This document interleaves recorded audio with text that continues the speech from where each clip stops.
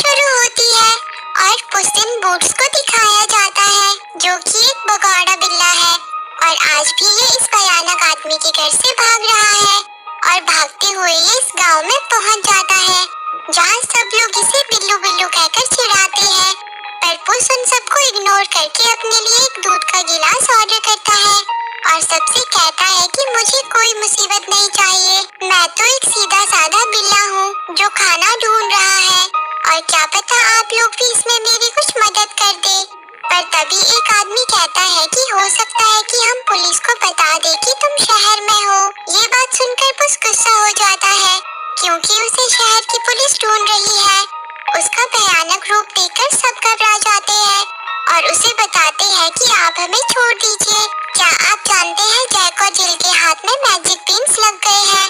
Magic pins का नाम सुनकर तो पुस चौंक जाता है और कहता है कि उन्हें तो मैंने जिंदगी भर ढूंढा है। पुस कहता है कि मेरी एक ही ख्वाहिश है कि मेरा पुराना कर्जा उतर जाए और उसका यही एक मौका है। और फिर जैक और जिल को दिखाया जाता है जो कि पुस से भी बड़े भगौड़े हैं और उन्हें सच में मैजिक पिन्स मिल गए हैं। वो दोनों इतने भयानक है कि उन्हें देखकर सबकी सिट्टी पिट्टी गुल हो जाती है। वहीं अब पुस मैजिक पिन्स को चुराने उनके पास पहुंच जाता है पर तभी वहां एक और बिल्ला आ जाता है, वो भी उन्हीं पिन्स को चुराने वहां आया होता है। तब पुस उससे कहता है कि वो पिन्स मेरे हैं, जिस पर वो बिल्ला इशारा करता है कि मैं तुम्हारी गर्दन तोड़ दूंगा। और फिर क्या था, वो दोनों आपस में लड़ पड़ते हैं जिस बेवकूफी की वजह से जैक और जिल उन्हें देख लेते हैं।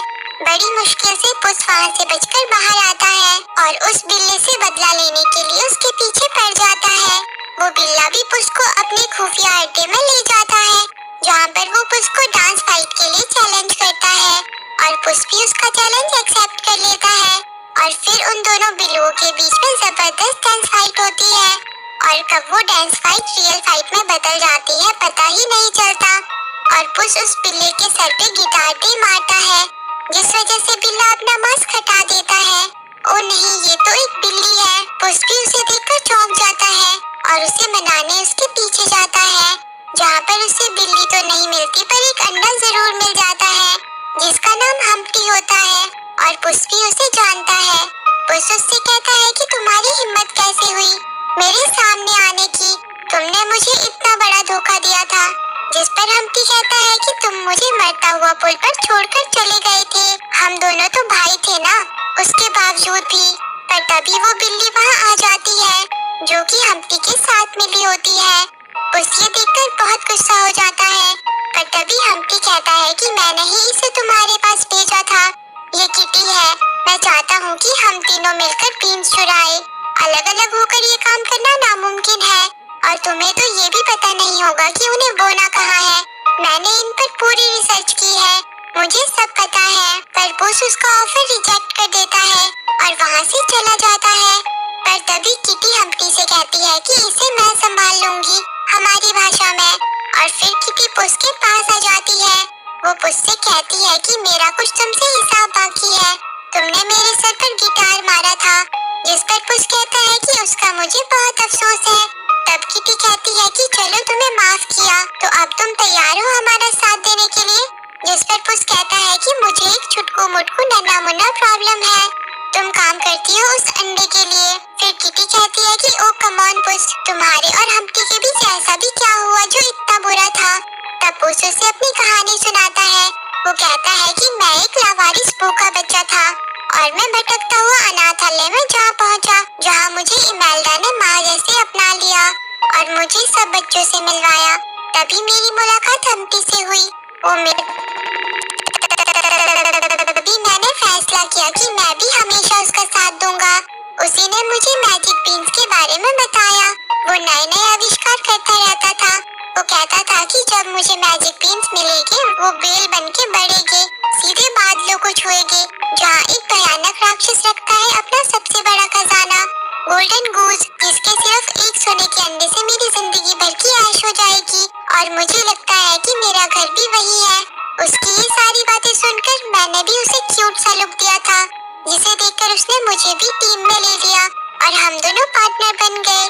जिसके बाद हम दोनों ने कसम खाई कि आज के दिन से सभी जानेंगे एक बात, अकेले कभी नहीं, हमेशा साथ साथ हम्टी और पुस्से भाई भाई दिन रात। और उसके बाद हम दोनों मैजिक बीन्स ढूंढने निकल पड़े।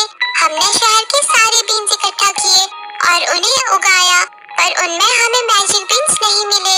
और धीरे धीरे मैजिक बीन्स की तलाश धुंधली होने लगी और हम दोनों चोरी करने लगे। और हम कई बार पकड़े भी गए, पर माँ ने हमें बचा लिया।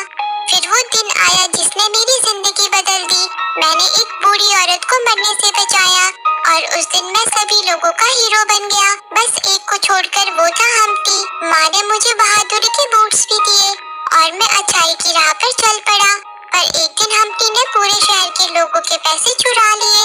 उसने मुझसे झूठ कहा कि उसे मेरी मदद चाहिए, पर हम दोनों ही उसके झूठ में फंस गए।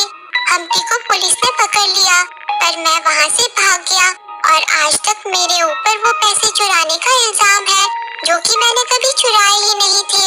उस दिन जो भी मुझे प्यार करता था, मैंने उसे खो दिया, वो भी उस अंडे की वजह से। उसने मुझे धोखा दिया था। ये सब कहकर वो इमोशनल हो जाता है। तभी वहाँ पर हम्टी भी आ जाता है। वो मुझसे कहता है कि मैं हमेशा इसी दुख में रहता था कि मैंने अपना इकलौता भाई खो दिया। मैं लालची था, मैं शर्मिंदा हूँ। मुझे बस एक मौका दो ताकि मैं अपने शहर के लोगों को उनका खोया पैसा लौटा सकूं। प्लीज पुस, मुझे माफ कर दो। ये सारी बातें सुनकर पुस कहता है कि हाँ, मैं ये करूँगा।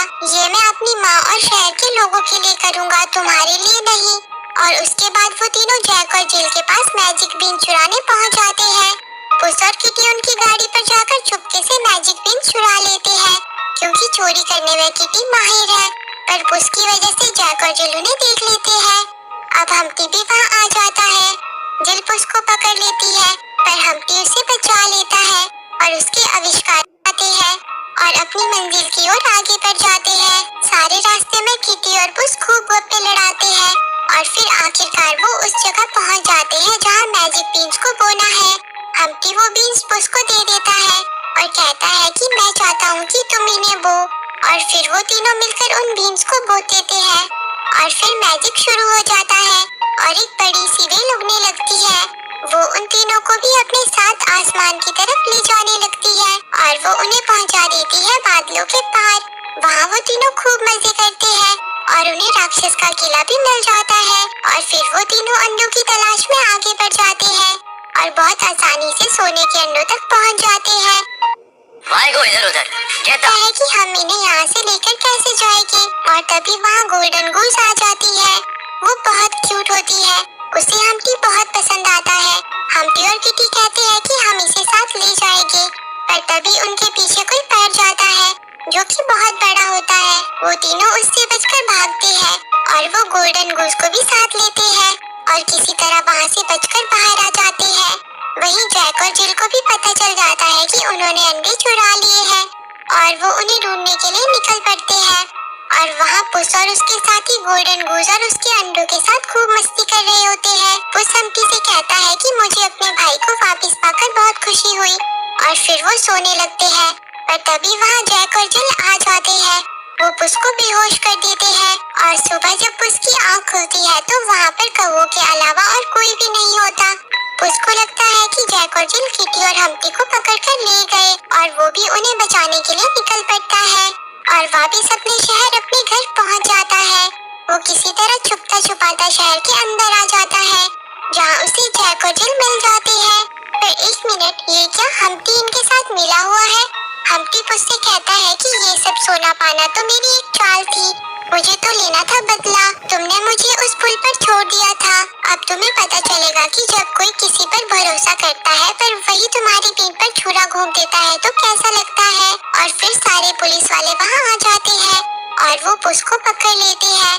पुस किटी को हम्टी के साथ देखकर और भी निराश हो जाता है और हम्टी वो तो सबको सोने के अंडे बांटकर उन सबका हीरो बन जाता है और बेचारे पुस को जेल में डाल दिया जाता है, जहाँ पुस को एक आदमी मिलता है। वो कहता है कि लगता है अंडे को वो मिल गया जो उसे चाहिए था। पुस कहता है कि तुम हम्टी की बात कर रहे हो, जिस पर वो आदमी गुस्सा हो जाता है। वो कहता है कि उस सड़े अंडे का नाम मत लो, उस बदबूदार अंडे ने मेरे मैजिक बीन्स चुरा लिए। पुस कहता है कि क्या वो बीन्स तुम्हारे थे? मुझे और बताओ, तुम और क्या जानते हो? तब वो आदमी कहता है कि मैंने उससे कहा था कि गोल्डन गूस को मत लाना, पर उसे तो सिर्फ बदला लेना था। अब उसकी माँ आएगी अपने बच्चे को वापस लेने और वो खून की नदियाँ बहा देगी। ये सुनकर पुस बाहर आने की कोशिश करता है, पर उसकी कोई नहीं सुनता। तब वो अपना दिमाग लगाता है। वो अपनी क्यूटनेस से सिपाही को हिप्नोटाइज कर देता है और तभी वहाँ किटी भी आ जाती है। वो पुस से माफी मांगती है और कहती है कि मैं तुम्हें पसंद करती हूँ। ये सुनकर पुस भी उसे माफ कर देता है, पर तभी सारे पुलिस वाले वहाँ आ जाते हैं। पर किटी उन सबको चकमा देकर पुस को वहाँ से बाहर निकाल देती है और पुस सीधा हम्प्टी के पास पहुँच जाता है। वो हम्प्टी से गूस को मांगता है, पर हम्प्टी कहता है कि नहीं, मैं यहाँ से निकल जाऊंगा जब तक गूस की माँ यहाँ पहुँचेगी। जिस पर पुस कहता है कि तुमने मुझसे बदला लिया, ये मैं मानता हूँ, पर माँ और शहर वाले लोगों ने तुम्हारा क्या बिगाड़ा था? तब हम्प्टी कहता है कि मेरा यहाँ पर कुछ नहीं है। फिर पुस कहता है कि तुम अच्छे हो, मैं जानता हूँ, तुम एक आविष्कारक हो और एक स्वप्नदर्शी हो। वो हम्प्टी कहाँ खो गया? सही काम करने के लिए कभी देर नहीं होती। मैं और तुम मिलकर अपने शहर को बचा लेंगे और मैं तुम्हें माफ कर दूंगा अगर आज तुम मेरा साथ दोगे। ये सब सुनकर हम्प्टी इमोशनल हो जाता है।